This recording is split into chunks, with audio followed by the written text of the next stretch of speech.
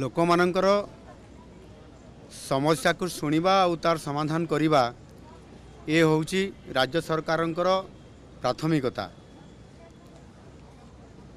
ଆଉ ସେଇଥିପାଇଁ ତୃଣମୂଳ ସ୍ତରରୁ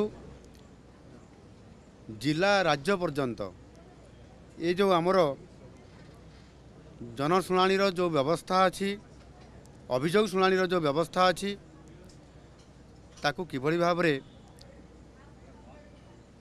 ସୁସମ୍ପର୍କ ପ୍ରତିଷ୍ଠା କରିକି ତାର ସମାଧାନ ରାସ୍ତା ବାହାର କରାଯିବ, ସେଥିପାଇଁ ଆମ ସରକାର ଆଜି ତାକୁ ଶୁଭାରମ୍ଭ କରିଛନ୍ତି, ପୁନର୍ବାର ଆଉ ଥରେ ଚାଲୁ କରିଛନ୍ତି।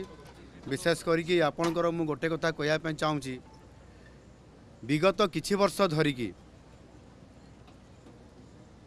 ଅର୍ଥାତ୍ ଗତ ସରକାର ସମୟରେ ଆପଣଙ୍କର ସରକାରଙ୍କର ଏବଂ ଜନତାଙ୍କ ମଧ୍ୟରେ ଗୋଟିଏ ଲୌହ ପାଚେରୀ ଥିଲା। ଆଉ ଯେଉଁଥିପାଇଁ କି ଜନତାଙ୍କର ସହିତ ସରକାର ସିଧାସଳଖ ଭାବରେ ଏ ସମସ୍ୟାର ସମାଧାନ କରିବା ପାଇଁ ଯେଉଁ ପାଚେରୀ ଥିଲା ସେହି କାରଣରୁ ସମ୍ଭବ ହୋଇପାରୁନଥିଲା, ଇଏ ମୋର ଅନୁମାନ ହୁଏ। ଆଜି ସେ ପ୍ରାଚୀରକୁ ଭାଙ୍ଗି ଦିଆଗଲା।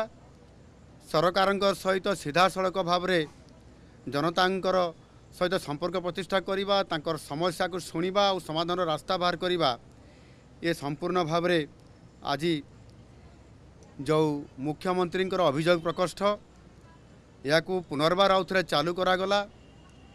ଏବଂ ଏହାଦ୍ୱାରା କ'ଣ ହେବ ନା 4.5 କୋଟି ଓଡ଼ିଆଙ୍କର ଗୋଟେ ସବୁଠାରୁ ଆଶା ଏବଂ ଭରସାର ଇଏ ଅଭିଯୋଗ ପ୍ରକୋଷ୍ଠ, ଇଏ ନିଶ୍ଚିତ ଭାବରେ ଲୋକ ଆଶା କରିବେ ଏବଂ ସମାଧାନର ରାସ୍ତା ପାଇପାରିବେ। ତାହା ଆଜି ପୁନର୍ବାର ଆଉ ଥରେ ତାହାକୁ ଆଜି ତାହାର ଶୁଭାରମ୍ଭ କରାଗଲା। ଏଥିରେ ଅନେକ ଲୋକ ନ୍ୟାୟ ପାଇବାରୁ ବଞ୍ଚିତ ହେଉଛନ୍ତି। ଯଦି ସରକାର ଅଭିଯୋଗ ମାଧ୍ୟମରେ କିଛି କଥାକୁ ନ ଶୁଣିବେ, ତାହେଲେ ନିଶ୍ଚିତ ଭାବରେ ସେମାନଙ୍କର ଭବିଷ୍ୟତ ଅନ୍ଧକାରମୟ ହୋଇଯିବ। ଏହାକୁ ଆଧାର କରିକିରି ଏଥିରେ ସମ୍ପୂର୍ଣ୍ଣ ଭାବରେ ଲୋକମାନେ ଅନେକ ସମୟରେ ବିଭିନ୍ନ ଜାଗାକୁ ଯାଉଛନ୍ତି, ଅଭିଯୋଗ କରୁଛନ୍ତି, କିନ୍ତୁ ତାହାର ସମାଧାନର ରାସ୍ତା ବାହାରି ପାରୁନାହିଁ। ଆଉ ସେଥିପାଇଁ ଯଦି ମୁଖ୍ୟମନ୍ତ୍ରୀଙ୍କର ଅଭିଯୋଗ ପ୍ରକୋଷ୍ଠକୁ ଆସିବା ଏବଂ ସେଠି ନିଜର ଅଭିଯୋଗ ଜଣାଇବା ଏବଂ ସେ ମାଧ୍ୟମରେ ଯଦି ବିଭିନ୍ନ ବିଭାଗର କାର୍ଯ୍ୟକ୍ରମକୁ ତ୍ୱରାନ୍ୱିତ କରାଯିବ ଏବଂ ଆଜି ଯାହା ଶୁଭାରମ୍ଭ କରାଗଲା, ଇଏ ନିଶ୍ଚିତ ଭାବରେ ସେହି ଅଧିକାରୀମାନେ ସେହି ବିଭାଗର ସମସ୍ୟାଗୁଡ଼ିକୁ ସମାଧାନ କରିବାରେ ଯଥା ସମୟରେ ସେମାନେ ସମାଧାନ କରିବାର ରାସ୍ତା ବାହାର କରିବେ। ଏବଂ ସେମାନଙ୍କୁ ମଧ୍ୟ ପ୍ରତି ବିଭାଗର ଅଧିକାରୀମାନଙ୍କୁ ମୁଁ ନିର୍ଦ୍ଦେଶ ଦେଇଛି, ଜିଲ୍ଲାପାଳମାନଙ୍କୁ ମଧ୍ୟ ମୁଁ ନିର୍ଦ୍ଦେଶ ଦେଇଛି ଯେ ସେମାନେ ପ୍ରତି ଜିଲ୍ଲାରେ ଆଜି 30ଟି ଜିଲ୍ଲାରେ 30ଟି ଆଜି ଜିଲ୍ଲା ସ୍ତରରେ ମଧ୍ୟ ଆଜି ଅଭିଯୋଗ ଇଏ ପ୍ରକୋଷ୍ଠ ଖୋଲା ଯାଇକରି ଏ କାର୍ଯ୍ୟକ୍ରମ ବର୍ତ୍ତମାନ ଚାଲୁ ରହିଛି।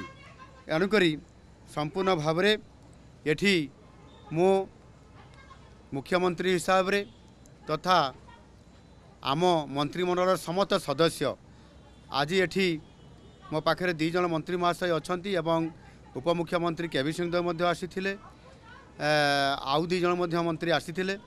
ସମସ୍ତେ ଏଠି ଉପସ୍ଥିତ ରହିକରି ପୁରା ସମୟ ଦେଇଛନ୍ତି ଏବଂ ସମସ୍ତ ଏ ଅଭିଯୋଗର ବ୍ୟକ୍ତିମାନଙ୍କ ସହିତ ମିଶିବା ଏବଂ ତାଙ୍କର ଅଭିଯୋଗ ଗ୍ରହଣ କରିବା ଏବଂ ପ୍ରତି ବିଭାଗକୁ ତାଙ୍କୁ ତାର ଇନକ୍ୱାରି ରିପୋର୍ଟ ଏବଂ ଆବଶ୍ୟକ ପଦକ୍ଷେପ ନେବା ପାଇଁ ସମସ୍ତେ ସହଯୋଗ କରିଛନ୍ତି। ସମସ୍ତ ମନ୍ତ୍ରିମଣ୍ଡଳର ସଦସ୍ୟମାନେ ଏହାକୁ ସହଯୋଗ କରିବାର ଏଇ ଯେଉଁ ପ୍ରକ୍ରିୟାକରଣ କରିଛନ୍ତି, ଏହା ନିଶ୍ଚିତ ଭାବରେ ଆଗାମୀ ଦିନରେ ଏ ସମାଧାନର ରାସ୍ତା ବାହାରିବ ଏବଂ ଲୋକମାନେ ତାଙ୍କର ବିଭିନ୍ନ ସମସ୍ୟା, ସେ ଯେକୌଣସି ବ୍ୟକ୍ତିଗତ ସମସ୍ୟା, ଚାକିରି ସମସ୍ୟା, ରାସ୍ତାଘାଟର ସମସ୍ୟା, ଜମିଟିଏ ପାଇବା ପାଇଁ ସମସ୍ୟା ଏବଂ ସାମାଜିକ ନ୍ୟାୟ ପାଇବାର ଯେଉଁ ବିଭିନ୍ନ ପ୍ରକାରର ଯେଉଁମାନେ ଏଠି ଆପଣଙ୍କର ଦିବ୍ୟାଙ୍ଗମାନେ ଆସୁଛନ୍ତି, ସେମାନେ ମଧ୍ୟ ଅନେକ ସମୟରେ ସରକାରୀ ସୁବିଧା ପାଇବାରୁ ବଞ୍ଚିତ ହେଉଛନ୍ତି। ସେଥିପାଇଁ ଏ ଅଭିଯୋଗ ପ୍ରକୋଷ୍ଠର ଗୁରୁତ୍ୱ ବହୁତ ଅଧିକା ଅଛି।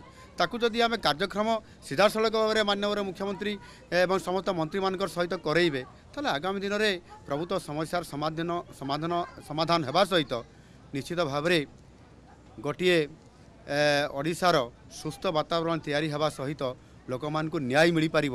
ଆଉ ସେଥିପାଇଁ ଇଏ ନିରନ୍ତର ଭାବରେ ପ୍ରତି ସୋମବାରକୁ ସୋମବାର ଏହାକୁ କରାଯିବ। ଏହାକୁ ଆହୁରି ସୁନ୍ଦର ଭାବରେ ଏବଂ ଯଥା ସମୟରେ ତାକୁ ସାରିବା ପାଇଁ ଲୋକମାନଙ୍କର ଏ କାମକୁ ତ୍ୱରାନ୍ୱିତ କରିବା ପାଇଁ ମଧ୍ୟ ଆହୁରି ସୁନ୍ଦର ଭାବରେ କେମିତି ସ୍ମାର୍ଟ ଭାବରେ କରାଯିବ ସେଥିପାଇଁ ମଧ୍ୟ ତାକୁ ଯୋଜନା କରାହେଉଛି।